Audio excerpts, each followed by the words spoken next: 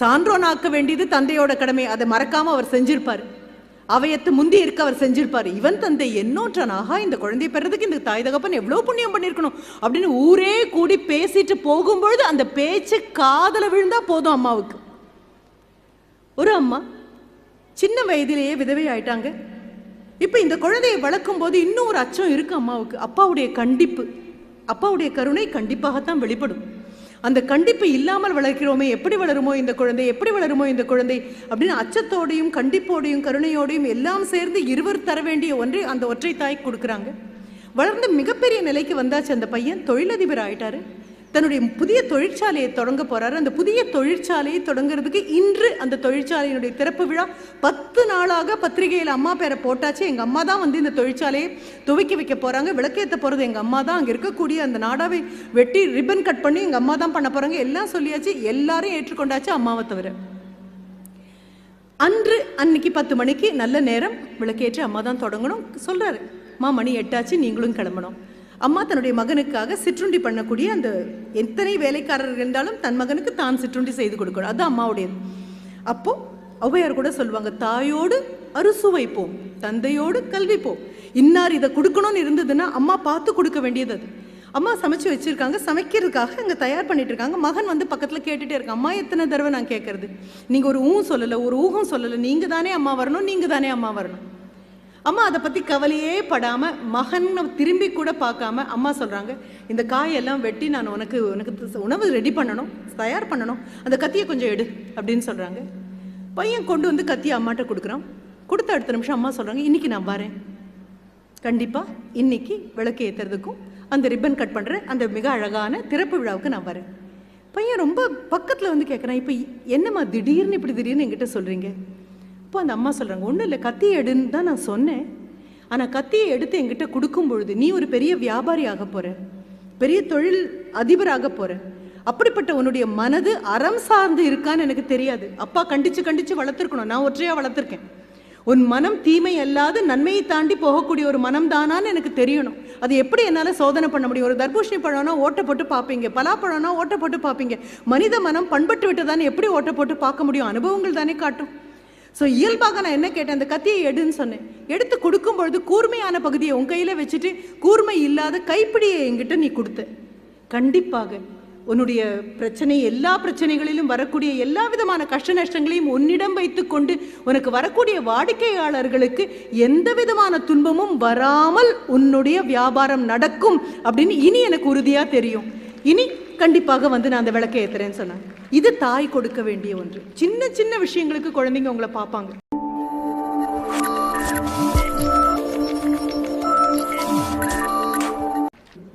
ஒரு தாய் மீன் தன்னுடைய சின்ன குட்டியோடு, மீன் குஞ்சு மிகப்பெரிய சமுத்திரத்தில் போய்கொண்டிருக்கும் பொழுது அந்த குஞ்சு அம்மாவை பார்த்து நிமிர்ந்து கேட்கக்கூடிய ஒரு கேள்வி.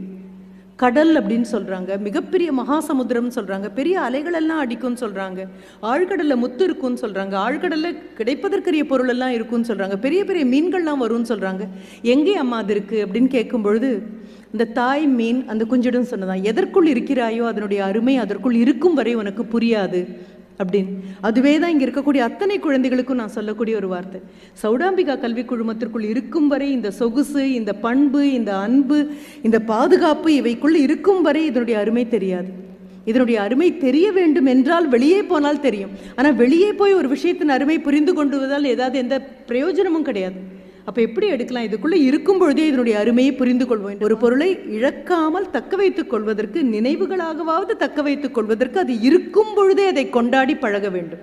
மகாபாரதத்தில் ரொம்ப அழகாக சொல்லுவாங்க, கிருஷ்ணனுடைய உதவி வேணும் அப்படின்னு கேட்டுட்டு வந்து யுத்தம் வரப்போது, குருக்ஷேத்திர யுத்தம் வரப்போது, யார் பக்கம் நீ நிற்க போகிறாய் கிருஷ்ணா? ஒன்றா கிருஷ்ணன் ஒரு பக்கம் நிற்பார், அவருடைய படைகள் இன்னொரு பக்கம் இருக்கும். யாருக்கு எது வேண்டும் என்று கேட்பதற்காக வரும்பொழுது துரியோதனன் தூங்கிக் கொண்டிருக்கக்கூடிய கிருஷ்ணனின் தலைப்பக்கத்தில் வந்து உட்கார்ந்ததாகவும் அர்ஜுனன் கால் பக்கத்தில் வந்து உட்கார்ந்ததாகவும் யோசிச்சு பாருங்க. இந்த மாதிரி ஒரு கோலத்தில் கண்ணை திறந்து பார்க்கும்போது தலையருகில் உட்கார்ந்துருக்கிறவங்க நம்ம கண்ணுக்கே தெரியாது, கால்கிட்ட உட்கார்றவங்கள தான் நமக்கு கண்ணுக்கு தெரியும். கால் மாட்டில் உட்கார்ந்திருக்கக்கூடிய அர்ஜுனனை முதலில் பார்த்ததாகவும், உனக்கு முதல் வாய்ப்பு, உனக்கு என்ன வேண்டும் என்று கேட்கும் பொழுது நீ என் அருகில் இருந்தால் போதும், உன்னுடைய இவ்வளவு பெரிய சேனை எனக்கு தேவையில்லைன்னு அர்ஜுனன் சொன்னதாகவும் அந்த கதை அல்ல. அதில் வேற ஏதோ ஒரு நுணுக்கத்துக்குள்ள நம்ம மறுபடியும் போகிறோம்.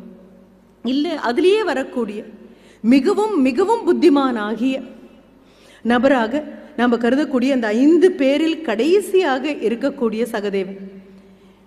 ஆண்டவனே உன்னை கட்டி போடுவேன் அப்படின்னு கிருஷ்ணன்கிட்ட சொல்லும்பொழுது அவர் சொல்றாரு, என்னை கட்டி போட உன்னால் முடியுமா? ஆகாயத்துக்கும் போவும் விஸ்வரூபம் எடுத்து நிற்கக்கூடிய என்னை உன்னால் எப்படி கட்டி போட முடியும் அப்படிங்கும்பொழுது சிரித்துக்கொண்டே சகதேவன் சொன்னது, உன்னை கட்ட எனக்கு ஒரு கயிறும் வேண்டாம்னு கீழே விழுந்து அவர் காலை கட்டி கொண்டதாக கதை போகிறது. இப்போ ஏதோ இந்த அடிகளில் ஏதோ ஒரு சூட்சமும் இருக்குது. வீட்டில் உங்களுக்கு ஒரு கோகுலாஷ்டமின்னு சொன்னால் இறைவனுடைய பாதங்களை வச்சு கொண்டு போகிறீங்க. சரி, இதெல்லாம் பக்தி மார்க்கம், இதெல்லாம் இலக்கியம் அப்படின்னு விட்டுட்டா கூட 1969 நிலவில் மனிதன் காலை வைத்த பொழுது வந்த ஒரு வாக்கியம், this may be after all a small step. ஒரு ஒற்றை அடியாக இருக்கலாம், but it's a giant leap for the humanity அப்படின்னு சொன்னாங்க. மனித இனம் ஒற்றை தாவலாக அடுத்த தலைமுறையை நோக்கி தாவியது, யுகங்களை தாண்டி தாவியது. இது ஒற்றை அடியாக உங்களுக்கு இருக்கலாம். நீங்க கோவிலுக்கு போகலாம், மடாலயங்களுக்கு போகலாம், தேவாலயங்களுக்கு போகலாம், மசூதிக்கு போகலாம். உள்ளே போகும் முன் அங்கே இருக்கக்கூடிய தரையை ஒரு துரை தொட்டு கண்ணில் எதற்காக வைத்துக் கொள்கிறோம் அப்படின்னா, இதில் எத்தனை அடிகள் பதிந்து போயிருக்கும், இந்த இடத்தை எத்தனை கால்கள் தாண்டி போயிருக்கும், அதனுடைய புனிதம் எவ்வளவு அழகாக இருந்திருக்கும்.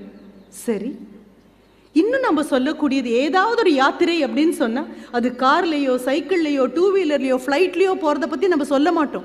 புனிதமான ஒரு யாத்திரை அப்படின்னு நீங்கள் நான் சொல்லக்கூடியது பாத யாத்திரையாக தான் இருக்கும். அந்த பாத யாத்திரை மிகப்பெரியதாக இருக்கும். இப்போ தைப்பூசம் நேற்று முடிஞ்சிருக்கு. நீங்கள் அந்த வழியாக பழனி போகிற வழியாக போயிருந்தீங்கன்னா தெரியும். பாத யாத்திரை எப்போ தொடங்கினாங்கன்னு தெரியாது, எத்தனை நேரமாக நடக்கிறாங்கன்னு தெரியாது, கால் எவ்வளவு நோகும்னு தெரியாது. ஆனாலும் பாத யாத்திரை மிகப்பெரியது. உப்புக்காக சத்தியாகிரகம் பண்ண போகும்பொழுது தண்டி யாத்திரை ஒரு பாத யாத்திரை. எத்தனை பேரை சந்தித்து இந்த பாதங்கள் எத்தனை இடத்துல பட்டுட்டு போயிருக்கும்.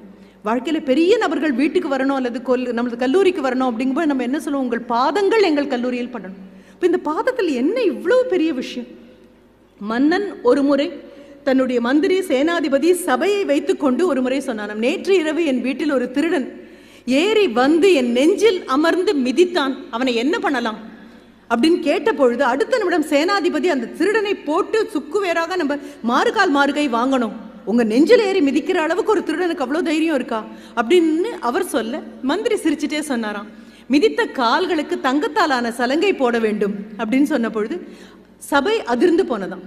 மந்திரி அடுத்தது சொன்னாராம், இத்தனை காவலை தாண்டி உங்களுடைய அந்தரங்கமான படுக்கைக்கு வந்து உங்கள் நெஞ்சில் ஏறி மிதிக்க வேண்டும் என்றால் அது நீங்கள் பெற்ற குழந்தையாக மட்டும்தானே மன்னவா அது இருக்க முடியும், அந்த குழந்தையுடைய கால்களுக்கு தங்கத்தால் தானே போடணும் அப்படின்னு சொன்னாராம்.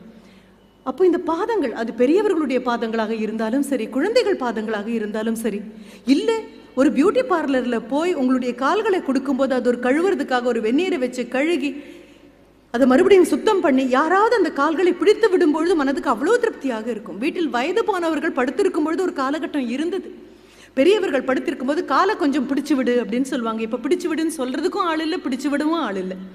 அந்த கால்களை பிடிச்சு விடுவாங்க. அதுவும் என்ன கேட்பாங்க தெரியுமா, பெரியவங்களை கேட்க மாட்டாங்க, சின்ன குழந்தைங்களை காலை பிடிச்சு விடு அப்படிம்பாங்க. அந்த சின்ன குழந்தைங்க காலை பிடிச்சு விட்டு பாட்டியோ தாத்தாவோ தூங்கிட்டாங்கன்னு நினைக்கும் போது எழுந்திரிச்சு அந்த கைகளுக்கு ஒரு முத்தம் கொடுத்துட்டு திரும்பி படுத்துக்குவாங்க பாட்டியும் தாத்தாவும். அப்போ இந்த கால்களுக்கு என்னமோ ஒரு நூதனமான ஒரு பெரிய சக்தி இருக்கு. அதனால தான் திருமண நாட்களில் தாய் தகப்பன் கால்களை குழந்தைகள் பாத பூஜை அப்படின்னு கழுவும். இப்போ இத்தனை பேரையும் நான் சொல்லிட்டு வந்தேன் இல்லையா, அது இலக்கியமாக இருக்கலாம், இறைவனாக இருக்கலாம், மன்னனாக இருக்கலாம், யாராக இருந்தாலும் பாதங்களுக்கு என்று தனியாக ஒரு முக்கியத்துவம் இருக்கு. எங்கேயோ இருக்கிற உதாரணங்களை எல்லாம் விலக்கிட்டு பார்த்தீங்க அப்படின்னா கண்கண்ட தெய்வங்களாக உங்கள் வீட்டில் இருக்கக்கூடியது உங்களுடைய தாய் தகப்பன் மட்டும்தான். இந்த தாய் தகப்பனை தாண்டி ஒரு தெய்வத்தை எந்த மதமும் இதுவரைக்கும் அடையாளம் காட்டினது கிடையாது. வீட்டில் உங்கள் கண்கண்ட தெய்வமாக இருக்கக்கூடியது தாய் தகப்பன். ஏதோ சில காரணங்களுக்காக உங்களுக்கு கோபம் வரலாம், வெறுப்பு வரலாம், விலகி போகலாம் என்று தோன்றலாம். ஆனாலும் பறக்கக்கூடிய பட்டம் அந்த கயிறை பார்த்து நொந்து கொண்டு இந்த கயிறு மட்டும் இல்லாவிட்டால் இன்னும் எவ்வளவு உயரம் பறப்பேன் அப்படின்னு நினைக்கும் போது அந்த கயிறு அருந்து போனால் அதற்கு மேலே அந்த பட்டம் பறக்காது, பக்கத்தில் இருக்கக்கூடிய சாக்கடையில் வந்து தலைகுத்தி விழுந்துடும். பிடிக்குதோ பிடிக்கலையோ பட்டத்துக்கு அந்த கயிறு கண்டிப்பாக அந்த பட்டத்தின் போக்கை புரிந்து கொண்டு பிடித்து இழுக்க வேண்டியது. இதுதான் தாய் தகப்பன். பொழுதினும் பெரிதுவக்கும் தன் மகனை சான்றோன் என கேட்ட தாயை தவிர கண்ட தாய் கிடையாது. ஏன்னா தகப்பனை பற்றி சொல்லும் பொழுது ரொம்ப அழகா சொல்லுவார், அவையத்து முந்தி இருப்ப செயல். ஆன்றோர் கூடி இருக்கக்கூடிய அவையில் தன் மகனை முந்தி இருக்க செய்வதுதான் ஒரு தந்தையின் கடமை. அடுத்தது இவன் தந்தை என்னோற்றான் கொல்லுனும் சொல். ஆஹா, இப்படி ஒரு மகனை பெறுவதற்கு இந்த தந்தை எவ்வளவு புண்ணியம் செய்திருக்கிறார் அப்படின்னு உலகமே கொண்டாடணும். அது அப்பா கண்ணால பார்க்கணும். பெரும்பாலும் ஃபாதர் நீட்ஸ் அ ப்ரூஃப். அப்பாவுக்கு இதற்கான சான்றுகள் கண்ணால தெரியணும். அம்மாவை பொறுத்த வரைக்கும் சொன்னாலே போதும். ஏன்னா அவளுக்கு ஆழ்மனதில் அவ்வளவு பெரிய நம்பிக்கை. அதனால அவசரமா ஏதோ வேலையில் இருக்கக்கூடிய அம்மா கிட்ட உன் மகனை சான்றோன் அப்படின்னு உலகமே கொண்டாடிட்டு இருக்கு, அவனை வளர்க்கக்கூடிய உனது கணவனான அவனுடைய தந்தை அவையத்து முந்தி இருப்ப செய்திருக்காரு அப்படின்னு சொன்ன அடுத்த நிமிஷம், ஈன்று புறந்தறுதல் எந்தனை கடனே, சான்றோனாக்குதல் தந்தைக்கு கடனே. புறந்தறுதல் என்னுடைய வேலை, சான்றோனாக்க வேண்டியது அப்பாவுடைய வேலை. அப்போ வீட்டுக்குள்ள இருக்கக்கூடிய அந்த தாய், ஏதோ வேலையில் ஈடுபட்டிருக்கக்கூடிய அந்த தாய் போய் நின்று என் குழந்தை சான்றோன் ஆகிவிட்டானா 10 பேர் அதற்கு சர்டிபிகேட் கொடுத்துருக்காங்களான்னு பார்க்கவே மாட்டான். சான்றோன் ஆக்க வேண்டியது தந்தையோட கடமை, அதை மறக்காம அவர் செஞ்சிருப்பாரு. அவையத்து முந்தி இருக்க அவர் செஞ்சிருப்பாரு. இவன் தந்தை என்னோற்றான், ஆகா இந்த குழந்தைய பெறதுக்கு இந்த தாய் தகப்பன் எவ்வளவு புண்ணியம் பண்ணிருக்கணும் அப்படின்னு ஊரே கூடி பேசிட்டு போகும்பொழுது அந்த பேச்சு காதல விழுந்தா போதும் அம்மாவுக்கு. ஒரு அம்மா சின்ன வயதிலேயே விதவை ஆயிட்டாங்க. இப்போ இந்த குழந்தையை வளர்க்கும் போது இன்னும் ஒரு அச்சம் இருக்கு அம்மாவுக்கு. அப்பாவுடைய கண்டிப்பு, அப்பாவுடைய கருணை கண்டிப்பாகத்தான் வெளிப்படும். அந்த கண்டிப்பு இல்லாமல் வளர்க்கிறோமே, எப்படி வளருமோ இந்த குழந்தை, எப்படி வளருமோ இந்த குழந்தை அப்படின்னு அச்சத்தோடையும் கண்டிப்போடையும் கருணையோடையும் எல்லாம் சேர்ந்து இருவர் தர வேண்டிய ஒன்றை அந்த ஒற்றை தாய்க்கு கொடுக்குறாங்க. வளர்ந்து மிகப்பெரிய நிலைக்கு வந்தாச்சு அந்த பையன், தொழிலதிபர் ஆயிட்டாரு. தன்னுடைய புதிய தொழிற்சாலையை தொடங்க போறாரு. அந்த புதிய தொழிற்சாலையை தொடங்குறதுக்கு இன்று அந்த தொழிற்சாலையினுடைய திறப்பு விழா 10 நாளாக பத்திரிகையில் அம்மா பேரை போட்டாச்சு. எங்க அம்மா தான் வந்து இந்த தொழிற்சாலையை துவக்கி வைக்க போறாங்க, விளக்கேற்ற போறது எங்க அம்மா தான், அங்க இருக்கக்கூடிய அந்த நாடாவை வெட்டி ரிப்பன் கட் பண்ணி எங்க அம்மா தான் பண்ண போறாங்க, எல்லாம் சொல்லியாச்சு. எல்லாரும் ஏற்றுக்கொண்டாச்சு அம்மாவை தவிர. அன்னைக்கு 10 மணிக்கு நல்ல நேரம், விளக்கேற்ற அம்மா தான் தொடங்கணும். சொல்றாரு, அம்மா மணி 8 ஆச்சு, நீங்களும் கிளம்பணும். அம்மா தன்னுடைய மகனுக்காக சிற்றுண்டி பண்ணக்கூடிய அந்த எத்தனை வேலைக்காரர்கள் இருந்தாலும் தன் மகனுக்கு தான் சிற்றுண்டி செய்து கொடுக்கணும், அது அம்மாவுடையது. அப்போ ஔவையார் கூட சொல்லுவாங்க, தாயோடு அறுசுவைப்போம், தந்தையோடு கல்விப்போம். இன்னார் இதை கொடுக்கணும்னு இருந்ததுன்னா அம்மா பார்த்து கொடுக்க வேண்டியது அது. அம்மா சமைச்சு வச்சிருக்காங்க, சமைக்கிறதுக்காக அங்கே தயார் பண்ணிட்டு இருக்காங்க. மகன் வந்து பக்கத்தில் கேட்டுட்டே இருக்கான், அம்மா எத்தனை தடவை நான் கேட்கறது, நீங்க ஒரு சொல்லலை, ஒரு ஊகம் சொல்லலை, நீங்க தானே அம்மா வரணும், நீங்க தானே அம்மா வரணும். அம்மா அதை பற்றி கவலையே படாமல் மகன் திரும்பி கூட பார்க்காம அம்மா சொல்கிறாங்க, இந்த காயெல்லாம் வெட்டி நான் உனக்கு உணவு ரெடி பண்ணணும், தயார் பண்ணணும், அந்த கத்தியை கொஞ்சம் எடு அப்படின்னு சொல்கிறாங்க. பையன் கொண்டு வந்து கத்தியை அம்மாட்ட கொடுக்குறான். கொடுத்த அடுத்த நிமிஷம் அம்மா சொல்கிறாங்க, இன்றைக்கி நான் வரேன், கண்டிப்பாக இன்றைக்கி விளக்கு ஏற்றுறதுக்கும் அந்த ரிப்பன் கட் பண்ணுற அந்த மிக அழகான திறப்பு விழாவுக்கு நான் வரேன். பையன் ரொம்ப பக்கத்தில் வந்து கேட்குறான், இப்போ என்னம்மா திடீர்னு இப்படி திடீர்னு என்கிட்ட சொல்கிறீங்க? இப்போ அந்த அம்மா சொல்கிறாங்க, ஒன்றும் இல்லை, கத்தியை எடுன்னு தான் நான் சொன்னேன், ஆனால் கத்தியை எடுத்து என்கிட்ட கொடுக்கும் பொழுது நீ ஒரு பெரிய வியாபாரி ஆக போகிற, பெரிய தொழில் அதிபராக போகிற, அப்படிப்பட்ட உன்னுடைய மனது அறம் சார்ந்து இருக்கான்னு எனக்கு தெரியாது. அப்பா கண்டித்து கண்டித்து வளர்த்துருக்கணும், நான் ஒற்றையாக வளர்த்துருக்கேன். உன் மனம் தீமை அல்லாது நன்மையை தாண்டி போகக்கூடிய ஒரு மனம் தானான்னு எனக்கு தெரியணும். அது எப்படி என்னால் சோதனை பண்ண முடியும்? ஒரு தர்பூஷணி பழம்னா ஓட்ட போட்டு பார்ப்பீங்க, பலாப்பழம்னா ஓட்ட போட்டு பார்ப்பீங்க. மனித மனம் பண்பட்டு விட்டதானே எப்படி ஓட்ட போட்டு பார்க்க முடியும்? அனுபவங்கள் தானே காட்டும். ஸோ இயல்பாக நான் என்ன கேட்டேன், அந்த கத்தியை எடுன்னு சொன்னேன். எடுத்து கொடுக்கும் பொழுது கூர்மையான பகுதியை உன் கையில் வச்சுட்டு கூர்மை இல்லாத கைப்பிடியை என்கிட்ட நீ கொடுத்த.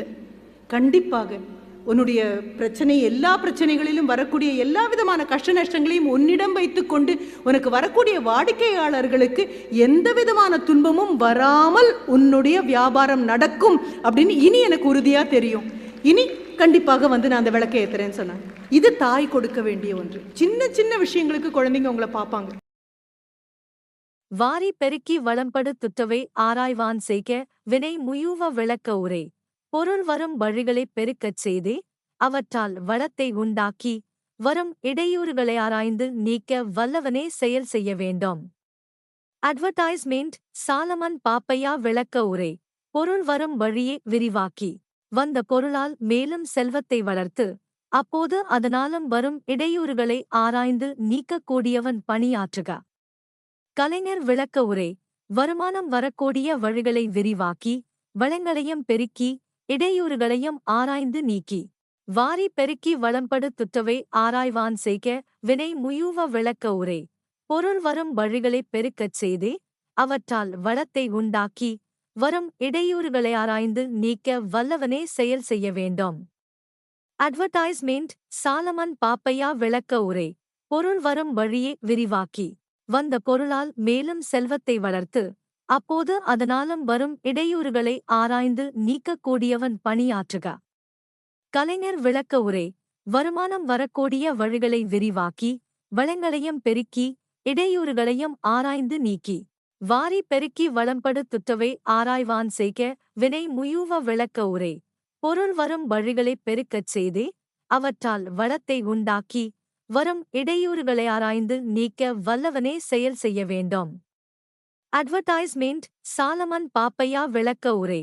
பொருள் வரும் வழியை விரிவாக்கி வந்த பொருளால் மேலும் செல்வத்தை வளர்த்து அப்போது அதனாலும் வரும் இடையூறுகளை ஆராய்ந்து நீக்கக்கூடியவன் பணியாற்றுக. கலைஞர் விளக்க உரை. வருமானம் வரக்கூடிய வழிகளை விரிவாக்கி வளங்களையும் பெருக்கி இடையூறுகளையும் ஆராய்ந்து நீக்கி வாரி பெருக்கி வளம்படு துற்றவை ஆராய்வான் செய்க வினை முயூவ விளக்க உரை. பொருள் வரும் வழிகளைப் பெருக்கச் செய்தே அவற்றால் வளத்தை உண்டாக்கி வரும் இடையூறுகளை ஆராய்ந்து நீக்க வல்லவனே செயல் செய்ய வேண்டும். அட்வர்டைஸ்மெண்ட் சாலமன் பாப்பையா விளக்க உரை. பொருள் வரும் வழியை விரிவாக்கி வந்த பொருளால் மேலும் செல்வத்தை வளர்த்து அப்போது அதனாலும் வரும் இடையூறுகளை ஆராய்ந்து நீக்கக்கூடியவன் பணியாற்றுக. கலைஞர் விளக்க உரை. வருமானம் வரக்கூடிய வழிகளை விரிவாக்கி வளங்களையும் பெருக்கி இடையூறுகளையும் ஆராய்ந்து நீக்கி வாரி பெருக்கி வளம்படு துற்றவை ஆராய்வான் செய்க வினை முயூவ விளக்க உரை. பொருள் வரும் வழிகளைப் பெருக்கச் செய்தே அவற்றால் வளத்தை உண்டாக்கி வரும் இடையூறுகளை ஆராய்ந்து நீக்க வல்லவனே செயல் செய்ய வேண்டும். அட்வர்டைஸ்மெண்ட் சாலமன் பாப்பையா விளக்க உரை.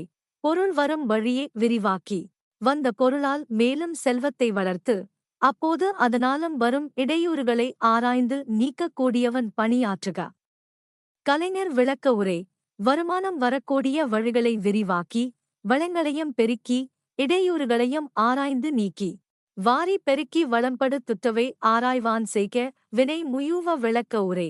பொருள் வரும் வழிகளைப் பெருக்கச் செய்தே அவற்றால் வளத்தை உண்டாக்கி வரும் இடையூறுகளை ஆராய்ந்து நீக்க வல்லவனே செயல் செய்ய வேண்டும். அட்வர்டைஸ்மெண்ட் சாலமன் பாப்பையா விளக்க உரை. பொருள் வரும் வழியை விரிவாக்கி வந்த பொருளால் மேலும் செல்வத்தை வளர்த்து அப்போது அதனாலும் வரும் இடையூறுகளை ஆராய்ந்து நீக்கக்கூடியவன் பணியாற்றுக. கலைஞர் விளக்க உரை. வருமானம் வரக்கூடிய வழிகளை விரிவாக்கி வளங்களையும் பெருக்கி இடையூறுகளையும் ஆராய்ந்து நீக்கி வாரி பெருக்கி வளம்படு துற்றவை ஆராய்வான் செய்க வினை முயூவ விளக்க உரை. பொருள் வரும் வழிகளைப் பெருக்கச் செய்தே அவற்றால் வளத்தை உண்டாக்கி வரும் இடையூறுகளை ஆராய்ந்து நீக்க வல்லவனே செயல் செய்ய வேண்டும். அட்வர்டைஸ்மெண்ட் சாலமன் பாப்பையா விளக்க உரை. பொருள் வரும் வழியை விரிவாக்கி வந்த பொருளால் மேலும் செல்வத்தை வளர்த்து அப்போது அதனாலும் வரும் இடையூறுகளை ஆராய்ந்து நீக்கக்கூடியவன் பணியாற்றுக. கலைஞர் விளக்க உரை. வருமானம் வரக்கூடிய வழிகளை விரிவாக்கி வளங்களையும் பெருக்கி இடையூறுகளையும் ஆராய்ந்து நீக்கி வாரி பெருக்கி வளம்படு துற்றவை ஆராய்வான் செய்க வினை முயூவ விளக்க உரை. பொருள் வரும் வழிகளைப் பெருக்கச் செய்தே அவற்றால் வளத்தை உண்டாக்கி வரும் இடையூறுகளை ஆராய்ந்து நீக்க வல்லவனே செயல் செய்ய வேண்டும். அட்வர்டைஸ்மெண்ட் சாலமன் பாப்பையா விளக்க உரை. பொருள் வரும் வழியை விரிவாக்கி வந்த பொருளால் மேலும் செல்வத்தை வளர்த்து அப்போது அதனாலும் வரும் இடையூறுகளை ஆராய்ந்து நீக்கக்கூடியவன் பணியாற்றுக. கலைஞர் விளக்க உரை. வருமானம் வரக்கூடிய வழிகளை விரிவாக்கி வளங்களையும் பெருக்கி இடையூறுகளையும் ஆராய்ந்து நீக்கி வாரி பெருக்கி வளம்படு துற்றவை ஆராய்வான் செய்க வினை முயூவ விளக்க உரை. பொருள் வரும் வழிகளைப் பெருக்கச் செய்தே அவற்றால் வளத்தை உண்டாக்கி வரும் இடையூறுகளை ஆராய்ந்து நீக்க வல்லவனே செயல் செய்ய வேண்டும். அட்வர்டைஸ்மெண்ட் சாலமன் பாப்பையா விளக்க உரை. பொருள் வரும் வழியை விரிவாக்கி வந்த பொருளால் மேலும் செல்வத்தை வளர்த்து அப்போது அதனாலும் வரும் இடையூறுகளை ஆராய்ந்து நீக்கக்கூடியவன் பணியாற்றுக. கலைஞர் விளக்க உரை. வருமானம் வரக்கூடிய வழிகளை விரிவாக்கி வளங்களையும் பெருக்கி இடையூறுகளையும் ஆராய்ந்து நீக்கி வாரி பெருக்கி வளம்படு துற்றவை ஆராய்வான் செய்க வினை முயூவ விளக்க உரை. பொருள் வரும் வழிகளைப் பெருக்கச் செய்தே அவற்றால் வளத்தை உண்டாக்கி வரும் இடையூறுகளை ஆராய்ந்து நீக்க வல்லவனே செயல் செய்ய வேண்டும். அட்வர்டைஸ்மெண்ட் சாலமன் பாப்பையா விளக்க உரை. பொருள் வரும் வழியை விரிவாக்கி வந்த பொருளால் மேலும் செல்வத்தை வளர்த்து அப்போது அதனாலும் வரும் இடையூறுகளை ஆராய்ந்து நீக்கக்கூடியவன் பணியாற்றுக. கலைஞர் விளக்க உரை. வருமானம் வரக்கூடிய வழிகளை விரிவாக்கி வளங்களையும் பெருக்கி இடையூறுகளையும் ஆராய்ந்து நீக்கி